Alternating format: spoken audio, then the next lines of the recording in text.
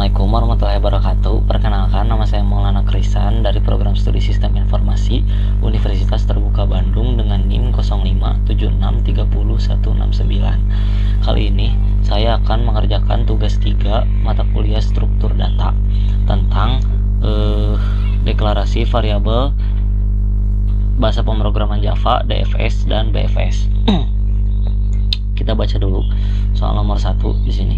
Buatlah program pencarian menggunakan algoritma Deep First Search atau DFS dalam bahasa Java dengan menggunakan graf dengan 10 node yang mewakili A0, A1, A2, A3, A4, A5, A6, A7, A8, A9.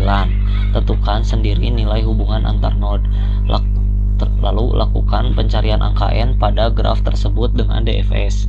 Lalu jelaskan tahap demi tahap proses pencarian dan gambarkan dengan rinci prosesnya. Baik, sebelumnya saya ingin menjelaskan dulu mengenai DFS dan BFS itu sendiri. DFS dan BFS itu sendiri adalah metode dalam bahasa pemrograman yang biasanya sering dipakai dalam proyek-proyek yang berhubungan seperti graf, pencarian data, navigasi, AI, atau bahkan game sekalipun. Dan untuk nomor 1 di sini DFS. Nah, untuk DFS ini biasanya prosesnya itu menelusuri node sedalam-dalamnya. Jadi DFS itu seperti selalu masuk ke cabang paling dalam terlebih dahulu gitu sebelum kembali ke node yang sebelumnya. Nah, dan biasanya untuk DFS ini itu menggunakan konsep stack ya, yang tentu kita berhubungan dengan tugas 2 struktur data kemarin tentang stack juga. Untuk DFS itu sendiri biasanya itu contoh implementasinya itu kalau di game itu seperti game-game puzzle, atau kalau di file kita itu kan sebelum memasuki file kita harus masuk dulu ke folder, lalu ke dokumen, lalu kita ke file, lalu kita milih filenya. Nah, itu tuh salah satu contoh dari DFS itu sendiri. Nah, kita akan membuat sebuah metodenya dengan menggunakan bahasa pemrograman Java langsung di Visual Studio Code-nya ya. Di sini saya sudah membuat folder seperti biasa tugas 3 struktur data, dan kita akan membuat file baru dengan nama main.java terlebih dahulu karena nanti akan berubah kembali. Kita mulai dengan import.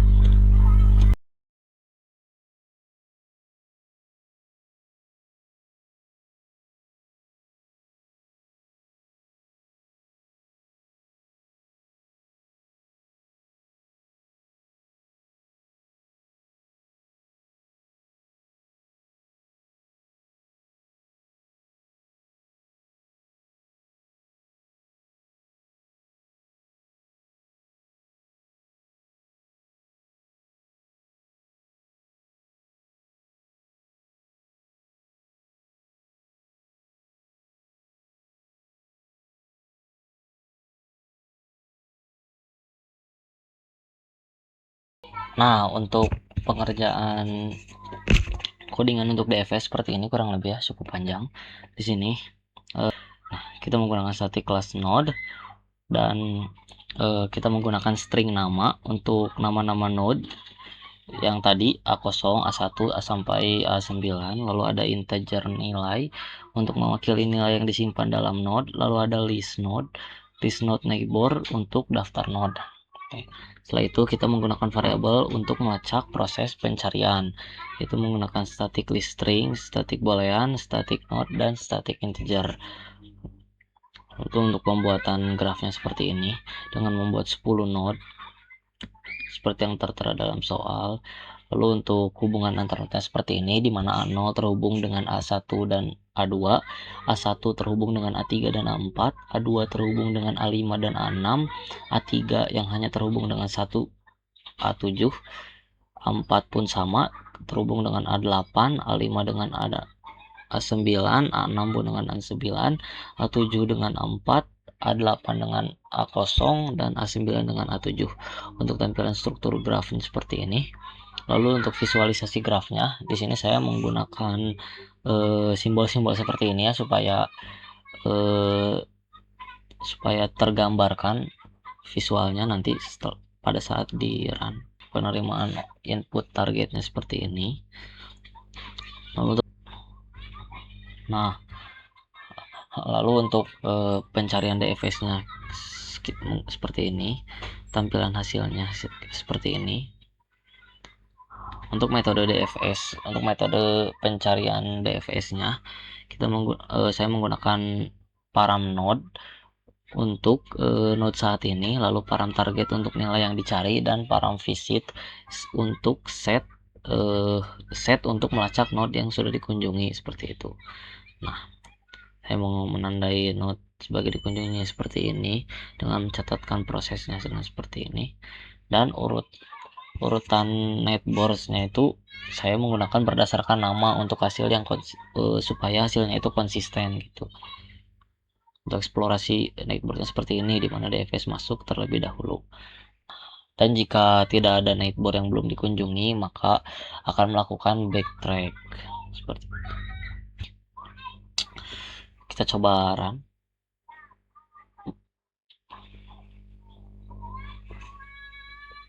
Nah, pada saat runnya sesuai, berhasil dengan program DFS. Struktur grafnya seperti ini, dan hubungannya itu sama seperti yang di kode A0, A1 berhubung dengan A1, A2 dan seterusnya, dan visualisasi grafnya kurang lebih seperti ini. Nah, lalu kita lanjut ke nomor 2 di sini.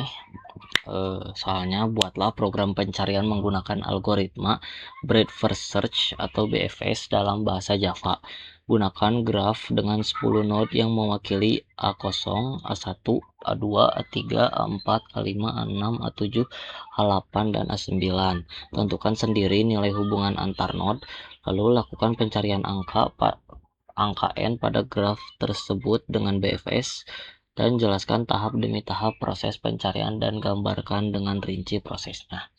Oke, sebelumnya saya ingin menjelaskan dulu tentang BFS itu sendiri.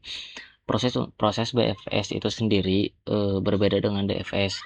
BFS itu sendiri biasanya prosesnya itu menelusuri node per level, dan biasanya itu menggunakan kue. Berbeda dengan DFS yang biasanya menggunakan stack. Untuk BFS sendiri itu menggunakan kue. Nah, untuk contoh implementasinya itu biasanya BFS itu tuh seperti Google Map. Nah, Google Map itu kalau nggak salah itu menggunakan BFS. Nah, jadi lebih rinci dan per level gitu. Jadi makanya BFS biasanya itu lebih banyak memakan memori. Jadi langsung saja kita masuk ke VS Code, kita buat lagi file baru.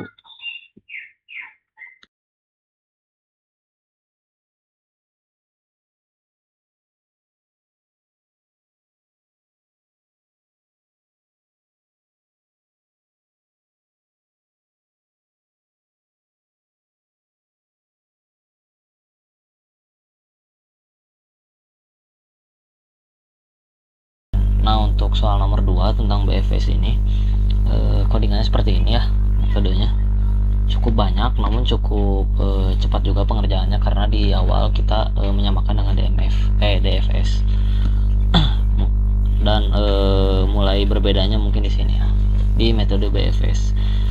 Untuk penjelasan ini sama saja seperti DFS, jadi saya langsung saja menjelaskan ke BFS-nya ya.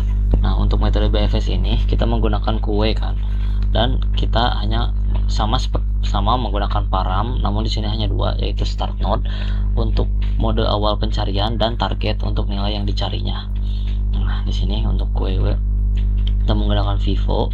Nah, kita mengset untuk melacak node yang sudah dikunjunginya seperti ini, lalu menambahkan node awal ke kue. Lalu kita menyimpan level QW untuk visualisasinya seperti ini, lalu mencatatnya ke visualisasi, menampilkan isi QW, dan mengecek apakah nilai sudah ditemukan. Jika nilai tidak jika ditemukan maka dihentikan.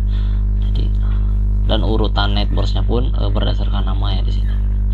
BFS ini seperti yang penjelasan tadi, level by level. Jadi kita langsung coba run kodenya. Sekarang kita coba untuk merannya ya. Kita pakai terminal saja. Kalau tadi kita pakai outputan, kali ini kita pakai terminal saja.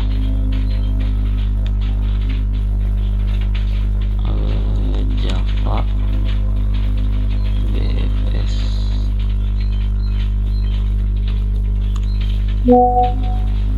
Nah, sudah ya, sesuai di sini sama seperti ini ya. Dan visualisasi grafnya seperti ini. Lalu kita coba memasukkan nilainya. Kita masukkan nilai ini nih 20 di A4. Kita masukkan nilai 20. Nah, begitu kita memasukkan nilai 20, pada saat mulai pencarian BFS 20, hasil pencariannya nilai 20 tidak ditemukan dalam graf. Nah, dan total angka pencariannya 0. Seperti itu. Jadi kurang lebih seperti itu ya untuk soal nomor 2. Nah, jadi mungkin seperti ini tugas 3 mata kuliah struktur data saya. Mohon maaf bila ada salah-salah kata. Terima kasih banyak sudah menonton dan bye bye.